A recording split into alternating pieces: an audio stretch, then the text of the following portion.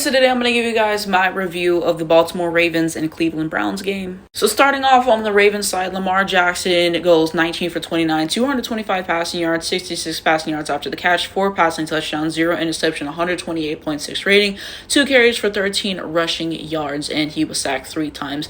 So yeah, you really don't see Lamar sacked that often, so I was kind of surprised about that. Offensive line could have held up a little bit better. Sure. Overall, I thought Lamar played well, okay? He's really enjoyable to watch, like I said, as a rushing threat, but he can throw the hell out of the football, and he's very underrated as a passer of the football, which I said in my review last week. But just some beautiful touchdowns in the end zone, which is what it's all about at the end of the day. He had one to D-Hop, which I believe was called back, and then he had another one to D-Hop. He had one pass that was almost intercepted, so he got lucky with that. But he played well. He played well. Like, whenever he had that one play where he's kind of like going back and serving, and then like the launch down the field, and then that was a touchdown. I forget who that was to. Just so many good plays by Lamar. He's so enjoyable to watch. One of the best quarterbacks in this league, so I thought that he played well. And now we look at everyone else for the Ravens, okay? Cooper Rush backup didn't play. Walker, 26 yards, 2 touchdowns, 2 receptions. D-Hop, 64 yards, 1 touchdown, 2 receptions. Flowers, 79 yards, 7 receptions. He had one really nice catch. Wallace, 24 hours. I can't see the rest. Justice Hill, I can't see everything that he did. And then here's everyone else for the Ravens, okay? The new kicker is good. The new kicker is good. And now we look at the advanced metrics. Okay, so box score 0 to 3 in the first quarter, second quarter 3 to 7, third quarter 7 to 10, and fourth quarter 7 to 21. Okay, that is crazy. That is crazy. And then biggest leads, they didn't have one, and then Ravens with a 31 lead. Okay, now looking at the head-to-head metrics. So total yards, the Browns had more, 322 to 242. Time of possession, 31-49 to 28-11. First down, 17 to 14. Third down percentage, 7 of 18. Good God, to 3 of 12. Then we had red zone percentage 2 of 2, 3 of 4, turnovers 2 to nothing, rushing yards 115 to 45, passing yards 207 to 197, rushing yards per attempt 5.2 to 2.2, passing yards per attempt 4.1 to 6.2, and then I think this is penalty, so it evens out 6 to 6. Then we continue on penalty yards 42 to 28, sacks 2 to 2, defensive touchdowns 1 for the Ravens, interceptions 1 for the Ravens, tackles for loss 7 to 5,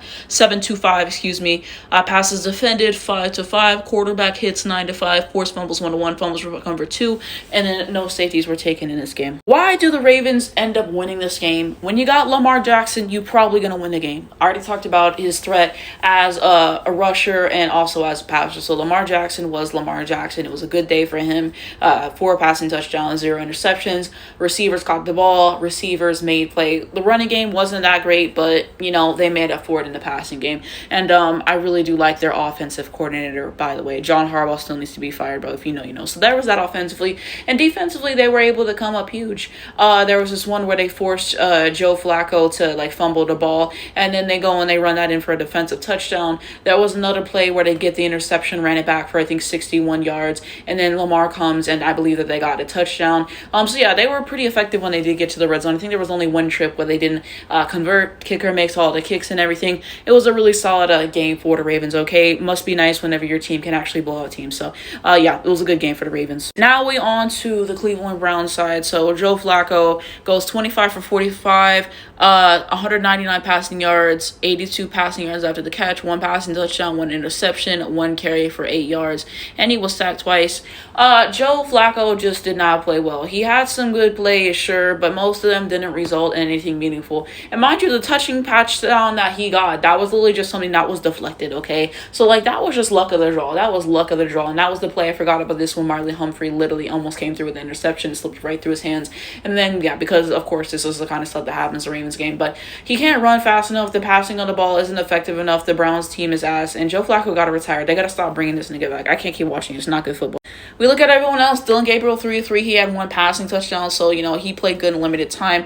Sampson, only 19 yards, 1 touchdown, 4 carries for 6 rushing yards.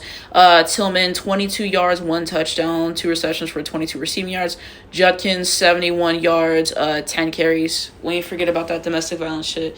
Ford, 54 yards, I think 6 carries. So yeah, like, it wasn't much everyone else did. And then here is everyone else for the Browns. Okay, so you see those things. So why did the Browns lose? The Browns are just not a good team. We've been through this. Milo Garrett is like one of their only good players. The offense is ineffective. The rushing game wasn't there. Flacco, 80 billion years old. It's just, they're not a fun team to watch. Ravens put belt to ass. It is what it is. But let me know what you think of this game below.